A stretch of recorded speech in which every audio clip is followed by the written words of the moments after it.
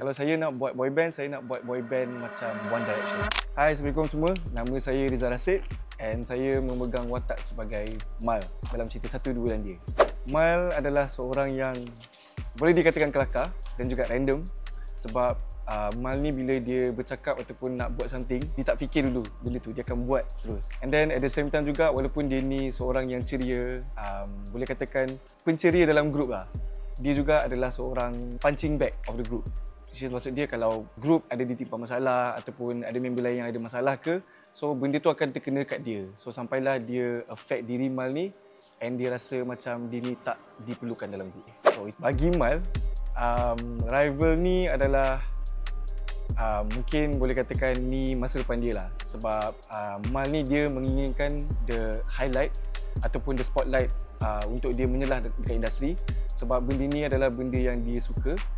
Tapi ada certain things yang dia tak boleh achieve bila dah masuk dalam pulang rival. So kalau korang nak tahu, korang kena tengoklah Satu Dua dan Dia ni. Okay, kalau daripada segi chemistry, boleh dikatakan kalau dengan Ariel mungkin senang sikit sebab kita orang datang daripada kumpulan yang sama, which is Alpha. So chemistry antara Ariel dengan saya memang tak perlu carilah. Tapi kalau daripada segi Afiq dan juga Zarif, ini pertama kali saya berlakon dengan diorang.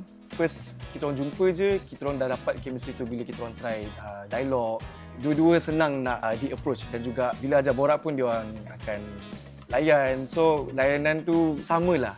Saya dapat benda yang saya expect daripada diorang. So in terms of chemistry, kita orang tak ada masalah untuk cari benda tu. Watak Mal ni sebenarnya boleh relate lah dengan diri saya sebab memandangkan saya pun datang daripada kumpulan boy band. Yep.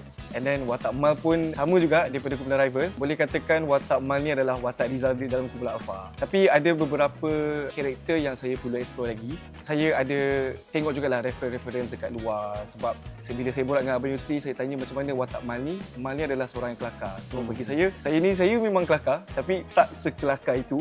So saya kena belajar lagi macam mana nak jadi kelakar. So saya banyak tengok Mr. Bean dan saya banyak tengok cerita-cerita komedi yang lama-lama sebab saya nak cari macam mana nak buat karakter kelakar tu dengan natural sebab saya tak nak benda tu nampak dibuat-buat lah. And saya cuba applykan dekat karakter Mal. Sebenarnya kalau nak diceritakan balik, sebab saya pun dulu sebelum saya masuk boyband, saya berasal daripada penyanyi solo. Tapi saya memang dah lama teringin untuk mencuburi dalam bidang boyband ni. And saya pernah terdetik kalau tak ada Alpha, kalau saya nak buat boyband, saya nak buat boyband macam One Direction. One Direction ni adalah satu boyband daripada UK biasanya. And dia pun datang daripada reality show juga.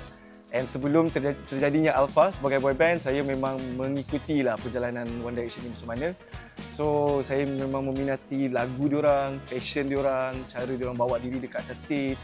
So kalaulah Alpha ni tak ada, saya akan ikut cara jalan One Direction lah. Okay, harapan saya untuk Satu Dua dan Dia ni, saya harap korang akan terhibur dengan lakonan yang kita orang bawakan sebab apa yang saya boleh katakan, each one of us membawa karakter yang berlainan dan kita pun ada cerita tersendiri. And kita orang harap dengan humor dan juga drama yang kita orang letakkan dalam drama Satu Dua Dia ni boleh menghiburkan orang ramai dan juga tertarik untuk tengok cerita ni. And kalau korang nak tahu dengan lebih lanjut jalan cerita ni macam mana, korang kena subscribe dekat View dan juga tengok Satu Dua Dia.